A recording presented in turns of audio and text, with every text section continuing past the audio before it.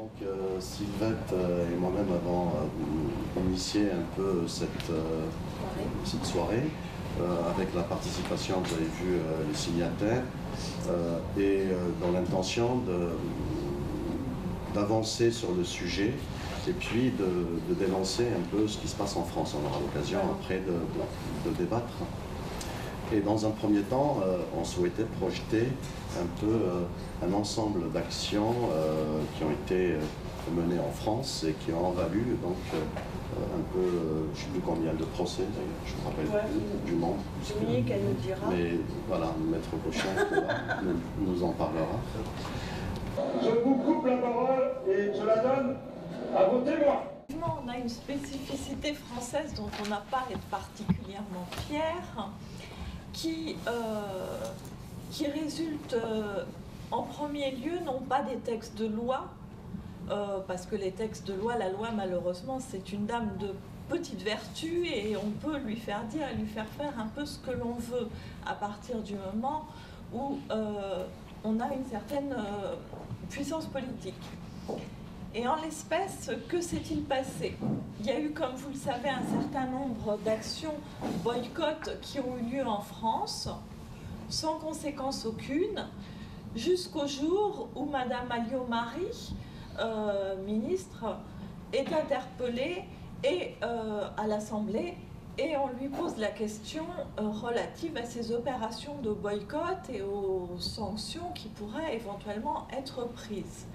Et là, d'expliquer que ces affaires sont suivies de près, savoir les RG sont là, et que finalement il n'y a pas vraiment d'infraction, qu'il n'y a pas de produits cachers, que ce ne sont que des produits en provenance d'Israël qui sont mis en cause, et que tout cela faisant, il n'y a pas lieu à poursuite, et que d'ailleurs il n'y a pas non plus de plainte.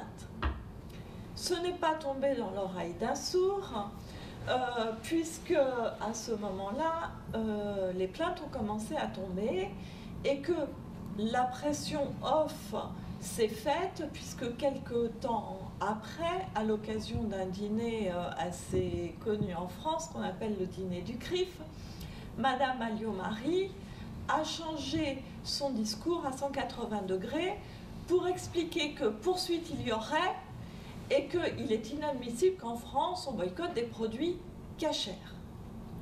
Alors, il y a bien là des déclarations absolument mensongères et d'opportunisme. Ce qui a suivi, c'est quoi? Ce sont des dépôts de plainte. Dépôts de plainte, je mets là des guillemets, parce que, en réalité, il ne s'agissait pas de véritables dépôts de plainte, mais plutôt de ce que j'appellerais de dénonciation, de lettres de dénonciation. Pourquoi? Parce que des plaintes répondent à un certain formalisme. Et lorsqu'une personne physique ou morale dépose plainte, elle doit le faire dans certaines formes, dans certains délais, viser bien précisément l'infraction, les textes, tout un tas de conditions qui subordonnent la recevabilité de la plainte. Et si la plainte n'est pas recevable, elle est mise au panier. Et en France, y compris des plaintes recevables, un bon nombre et à un pourcentage qui pourrait impressionner plus d'un, sont mises au panier néanmoins, parce que il ne faut pas non plus gonfler les chiffres de la délinquance. Donc, ces plaintes-là, qui sont des torchons, il n'y a pas d'autre terme, ne sont pas mises au panier. Pourquoi? Parce que Madame Alliot-Marie, alors ministre de la Justice, et c'est l'une des prérogatives du ministre de la Justice en vertu de l'article 30 du Code de procédure pénale, a diffusé auprès de tous les parquets de France une directive disant à chaque fois que vous verrez passer une plainte contre, en gros, des militants appelant au boycott de produits israéliens, je vous donne instruction de poursuivre. Et à partir de cette directive, les parquets, petit doigt sur la couture du pantalon, il faut savoir qu'en France, le parquet n'est pas une juridiction indépendante, mais est complètement relié au ministère de la Justice et subordonné aux instructions du ministère de la Justice. Donc à partir de ce moment-là, le parquet a engagé les poursuites. Donc les plaintes en réalité sont des lettres de dénonciation et les poursuites sont engagées par le parquet. C'est important, pourquoi? Parce que ce faisant, la plainte n'a plus du tout à respecter les règles de forme de quoi que ce soit, ce ne sont que des lettres pour informer le parquet que là il s'est passé tel événement et qu'il peut y aller. Et c'est au parquet de faire tout le travail, alors qu'habituellement, une personne qui dépose plainte doit consigner une somme d'argent pour éviter les plaintes abusives, etc. Là, c'est vous qui payez, c'est pas le plaignant, c'est le parquet, c'est l'argent de l'État, c'est notre argent, ce sont nos impôts, nous sommes poursuivis avec notre argent. Donc, c'est intéressant parce que plus d'une association revendique, nous sommes à l'origine, nous avons déposé plainte, etc. C'est pas vrai, ce ne sont que des lettres de dénonciation de la pire espèce. Et ensuite, le procureur engage les poursuites. Alors ces poursuites, elles sont engagées sur le fondement de deux textes ont été envisagés parce qu'au fur et à mesure que des poursuites étaient engagées, etc., il y a eu des directives complémentaires pour affiner la chose, pour que les parquets ne se trompent pas, pour quand ils s'étaient trompés, on leur dise attention, soyez bien pointilleux, etc. Donc c'est quelque chose qui est suivi de près. Ce n'est pas une directive, c'est au moins 3 directives qui se sont suivies. Le parquet poursuit sur le fondement de 2 textes différents. Enfin, on lui a suggéré de faire très attention à éviter de cumuler les 2 fondements. Et les 3/4 des poursuites, sauf un procès qui a eu lieu à Alençon, ont été engagés sur le fondement d'un texte de la loi de 1881, qui est la loi sur la presse.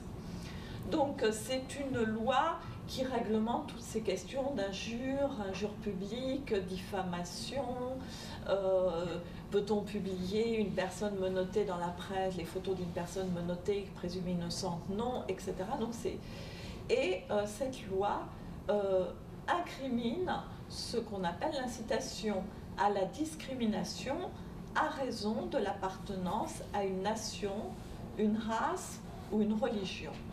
Appartenance vraie ou supposée. Donc, les militants poursuivis le sont au motif que, en incitant à ne pas, enfin, à boycotter les produits made in Israël, ils discriminent des produits en provenance d'Israël. Alors, vous comprendrez que là, il y a quand même un souci parce que ce texte a vocation à lutter contre le racisme et pas le protectionnisme des produits. Donc, la jurisprudence, si l'on peut dire, parce qu'on n'est pas encore arrivé à une jurisprudence établie grâce au ciel, pas forcément grâce aux juristes. La jurisprudence, en l'état de ceux qui viennent vous soutenir que le boycott serait illégal, consiste à dire que les produits, ils sont fabriqués par des producteurs. Et que donc les producteurs des produits israéliens sont israéliens. Et que donc en boycottant un produit israélien, on discrimine un producteur israélien et que donc on est à l'origine d'une discrimination à raison de l'appartenance à une nation. Alors, c'est bien comme ça, dit comme ça, c'est élégant, encore que. Sauf que, bien évidemment, lorsque des personnes qui vont être poursuivies, par exemple, vont dire « nous, on dépose plainte pour fraude sur l'origine, parce que le produit là, qui est un libellé Made in Israël, en réalité, il provient d'une colonie », on nous classe la plainte sans suite en nous expliquant qu'on n'est pas en mesure de déterminer la provenance. Si vous ne savez pas d'où ça vient, comment vous savez pour qui c'est produit? Et quelle est la nationalité du producteur? Et c'est quoi un producteur? On a une notion de précision en droit pénal. On ne peut pas être dans le flou. Est-ce que le producteur, c'est l'actionnaire, le capitaliste, qui peut être de n'importe quelle nationalité? Est-ce que c'est l'ouvrier? L'ouvrier migré, l'ouvrier palestinien, l'ouvrier israélien? On ne sait pas. quels sont les pourcentages? Est-ce que c'est le chef d'entreprise? Enfin, il est bien évident qu'on n'a aucune idée de qui est le producteur et que, bien évidemment, le syllogisme entre le produit et le producteur est une aberration. Du point de vue du juriste que je suis, et d'autant plus une aberration que, bien évidemment, cette directive, elle est déjà raciste en elle-même. La directive appelle aux poursuites exclusivement des personnes qui appelleraient au boycott des produits israéliens. Vous pouvez continuer à boycotter la Chine, le Mexique, la Russie, tout ce que vous voulez. Vous pouvez, le Canada tue les bébés phoques, boycotter le Canada. Vous n'aurez pas de poursuite. En Indonésie, on exploite le teck et on détruit les forêts, boycotter l'Indonésie. Vous n'aurez pas de poursuite. Dans certains pays, on fait travailler des enfants de 12 ans. N'achetez pas les vêtements tissés par des gamins qui travaillent 15 heures par jour. Boycottez ce produit. Il n'y a pas de souci, boycottez ce pays. Cela ne pose aucun problème à personne. Le boycott sanctionné n'est que, et c'est écrit noir sur blanc dans cette directive, n'est que le boycott des produits israéliens.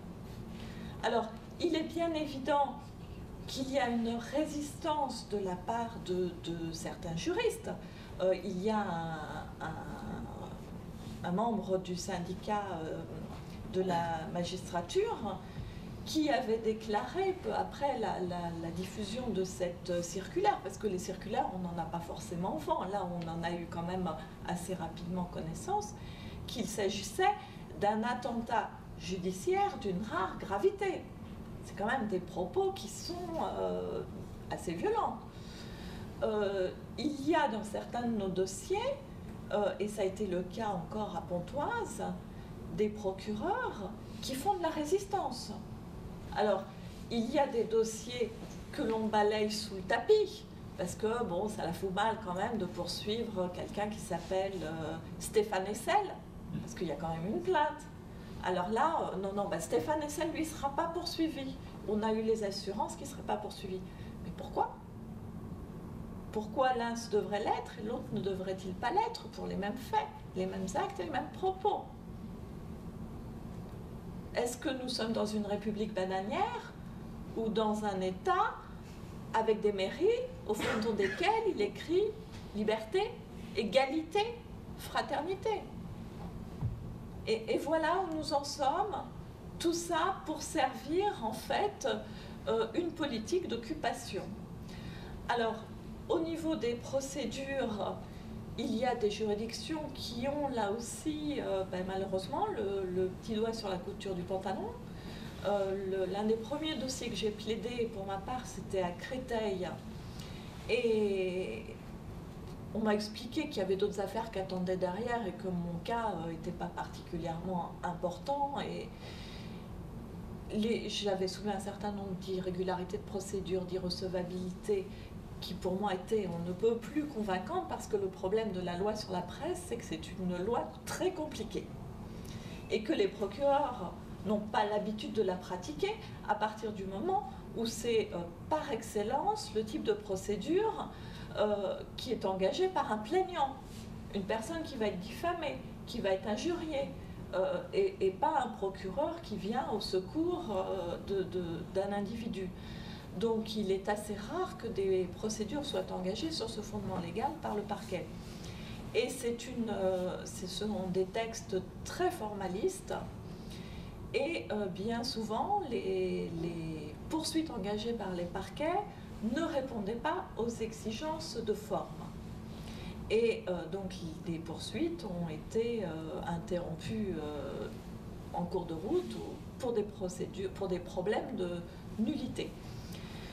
Là encore, il y a eu des directives pour former, si je puis dire, les parquetiers, pour leur dire attention au délai, attention à la qualification, attention à ne pas oublier ceci, attention à ne pas oublier cela, parce qu'il y a trop de dossiers qui sont classés ou qui donnent lieu à une absence de poursuite ou à des, en tous les cas, à des des nullités, à des jugements fondés sur des nullités de procédure.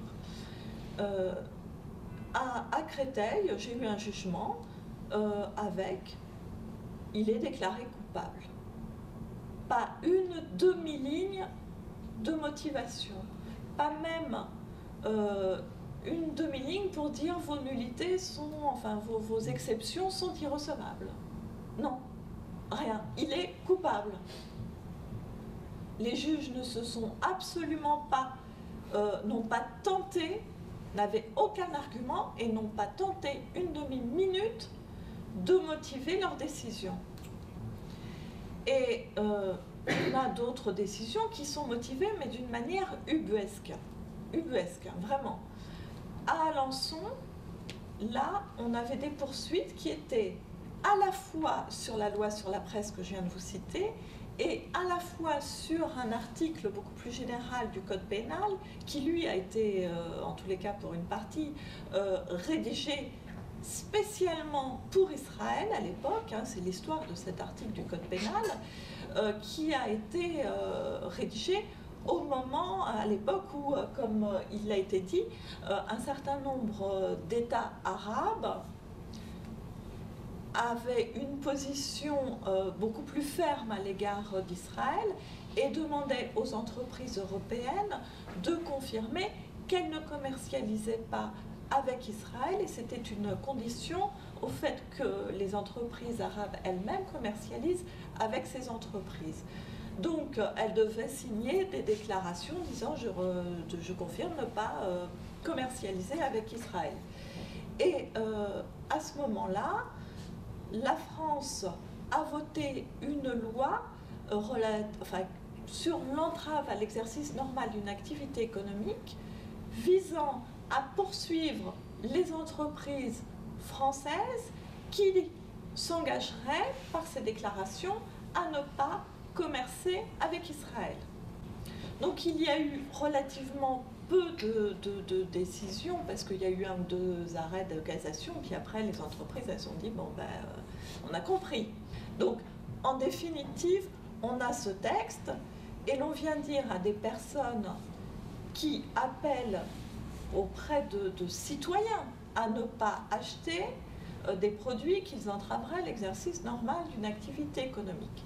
Ça n'a pas paru très convaincant, donc la plupart des poursuites ont été menées sur le texte précédent que je vous citais, discrimination à raison de l'appartenance à une nation, une race, une religion. Et à Alençon, il s'avérait que les poursuites sur la partie presse étaient nulles. Il y avait eu une telle foultitude d'erreurs dans la procédure que je vous épargne parce que c'est un peu complexe et puis c'est pas particulièrement intéressant, qu'il n'y avait aucune chance de pouvoir persévérer sur cette voie-là.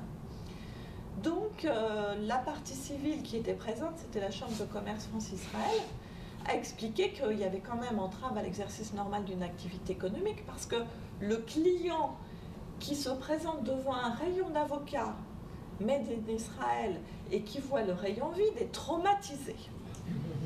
Et que par voie de conséquence, en vertu de ce traumatisme, il y a violence et tout ce que l'on voudra et il y a lieu à poursuivre. Bon, outre le fait que le traumatisme n'était pas forcément très convaincant, etc.,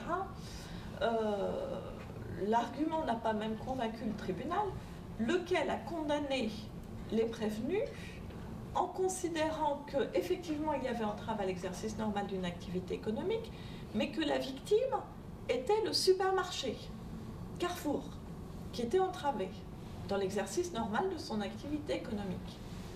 Sauf que il faut comprendre que l'entrave à l'exercice normal de l'activité économique, ce n'est pas l'infraction, c'est le moyen de l'infraction. Là encore, l'infraction, c'est une forme de discrimination à raison de l'appartenance à une nation, une race, une religion, qui va se faire en disant « moi, je ne vends pas aux Arabes, ou j'achète pas aux Arabes, ou je ne vends pas aux Israéliens, j'achète pas aux Israéliens, ou je ne vends pas aux Noirs, aux jaunes, ou tout ce que vous voudrez. » Donc là, on vient nous dire qu'ils ont commis un acte de discrimination à l'égard d'une nation mais que la victime, c'est un supermarché français. Et voilà le jugement. Voilà le jugement. Et sachant que la victime est un supermarché français qui ne s'est pas constitué partie civile, donc qui est une victime virtuelle, et que les parties civiles qui sont des associations en vertu des textes ne peuvent se constituer partie civile lorsque la victime est une personne identifiée, personne physique ou morale identifiée, qu'avec l'accord de la victime. Mais comme la victime nous a été sortie d'un chapeau au moment du délibéré, bien évidemment, ils n'ont même pas imaginé que le supermarché serait la victime. Donc ils ne vont jamais demander l'accord pour se constituer partie civile. Mais ils ont quand même reçu des indemnités en vertu, le jugement a quand même condamné les prétendus coupables à indemniser ces parties civiles irrecevables puisqu'elles n'avaient pas eu l'accord de la victime.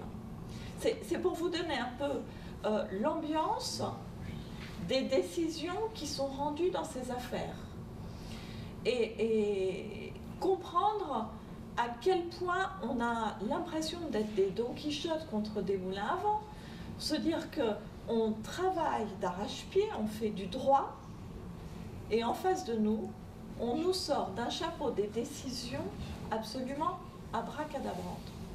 Alors, on a eu récemment aussi une décision à Colmar. Alors, je n'ai pas plaidé le dossier, mais j'ai lu l'arrêt. Et là, on vient vous expliquer qu'en définitive, le fait qu'il y ait de la fraude fiscale, puisque les produits qui sont issus des colonies sont importés en France avec un label Made in Israël, et ce faisant, bénéficient de tarifs douaniers préférentiels en vertu d'accords de coopération entre l'Europe et Israël. Sauf que ces tarifs douaniers préférentiels ne sont pas censés bénéficier aux produits des colonies. Donc, il y a de surcroît une fraude fiscale. Il y a ensuite, on a un texte qui est dans notre code pénal que depuis 2010, mais enfin qu'il y est, même si personne n'a jamais fait usage de ce texte, qui est la retranscription de différentes dispositions de droit pénal international relatifs aux crimes de guerre et aux crimes contre l'humanité, et qui sanctionne, excusez-moi du peu, par la réclusion criminelle à perpétuité, les personnes qui en gros, alors j'ai le texte, je l'ai pris là parce que c'est toujours un peu plus facile, mais en gros le transfert de la population occupante dans le territoire de l'occupé et l'accaparement des biens de l'occupé. Donc on peut considérer que la colonisation pratiquée par Israël rentre sous le coup de cette disposition du code pénal que je vais vous lire. Le fait de participer soit au transfert direct ou indirect par une puissance occupante d'une partie de sa population civile dans le territoire qu'elle occupe, soit à la déportation ou au transfert à l'intérieur ou hors du territoire occupé de la totalité ou d'une partie de la population civile de ce territoire, est puni de la réclusion criminelle à perpétuité. Et la complicité est punie des mêmes peines. Alors, on peut effectivement considérer que faire vivre les colonies qui participent de ce transfert de population et leur permettre par l'importation, et l'importation à des prix préférentiels de leurs produits, leur permet d'exister, leur permet d'avoir une économie locale, de se développer, et relève donc de la complicité de ce crime puni de réclusion criminelle à perpétuité. Lorsqu'on explique ça aux juridictions en disant on est quand même dans une situation qui nous interdit à nous citoyens de nous rendre complices, on est en situation, ce qu'on appelle le cas de force majeure en quelque sorte, on vient nous dire que pas du tout, absolument pas, parce que c'est ce qu'a dit Colmar, finalement, c'est ce qui m'a le plus choqué dans la décision. Absolument pas. Ce que vous faites, vous, en boycottant un produit qui pourrait être fabriqué par un producteur, c'est autrement plus grave. voilà le niveau de décision devant laquelle nous nous trouvons. Et raison pour laquelle, effectivement, il faut bien évidemment continuer à se battre, alors que nous considérons, nous bien au contraire, que relève de la liberté d'expression le fait de critiquer la politique d'un État. Voilà, je n'aurai d'autres choses à dire.